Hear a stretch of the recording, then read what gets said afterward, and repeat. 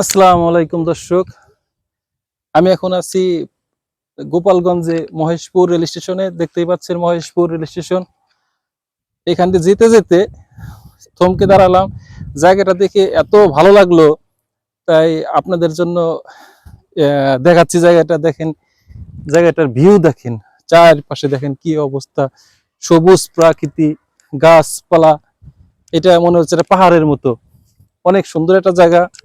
তারপরে এখানে ওভারব্রিজ আছে, ওভারব্রিজ।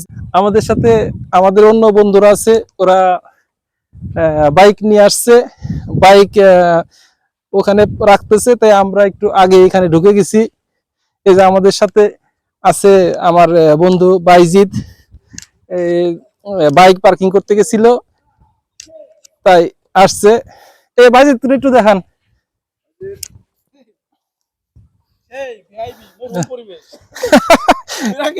এখানে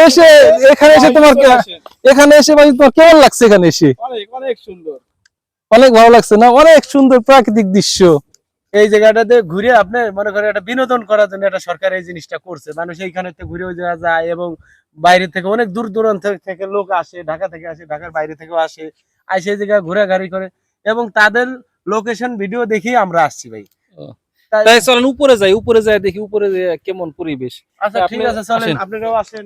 আসেন আস্তে আস্তে আসে। এই লোক সাইডে আসি। মনে হচ্ছে বান্দরবনে যায় আমি নীলগিরি গেছিলাম, তাতে মনে হয়েছিল এত উঁচু জায়গা আমি উঠছি। সেই ধরনের সিচুয়েশন আমাদের এই গ্রাম অঞ্চলে কাশিয়ানির আশপাশে এরকম কিছু করছে সরকার, আমরা তো জানি না। আসলে দেশে না ঘুরলে না, কিন্তু ঘুরলে আসলে অনেক কিছু দেখা যায়। না ঘুরলে কিছু জায়গাটা কিন্তু একেবারে ফাঁকা, কিচ্ছু নাই এখানে। আচ্ছা দেখেন, উপর থেকে এখন আমরা আছি ওভারব্রিজের উপরে। ওভারব্রিজের উপরে আছি, দেখেন ওভারব্রিজের উপর থেকে। ভাই তোমার কেমন লাগছে এখানে এসে? অনেক সুন্দর, অনেক। আমারও ভাই খুব ভালো লাগছে ভাই। আপনার কেমন লাগছে? আমার খুব ভালো লাগতেছে ভাই, আমার কাছে মনে হইতেছে যে আসলে যাওয়ার মতো হইতেছে ভাই। আপনি তো এখন আমাদের সাথে মিশে গেছেন, মনে হচ্ছে আপনি ভিডিও করা বন্ধ করে দিলেন। আমার ভিডিও বাদ ভাই, আপনাদের সাথে মিশে আমার আরো ভালো লাগতেছে। আপনারা ফরিদপুরে আছেন, আমার পাশাপাশি জেলার ভাই, আপনি আমরা আপন ভাইয়ের মতন। আপনাকে দেখে অনেক ভালো লাগলো এবং অনেক ভালো লাগছে। আপনাকে অসংখ্য ধন্যবাদ। থ্যাংক ইউ ভাইয়া। আইবেন আবার। আচ্ছা, এটা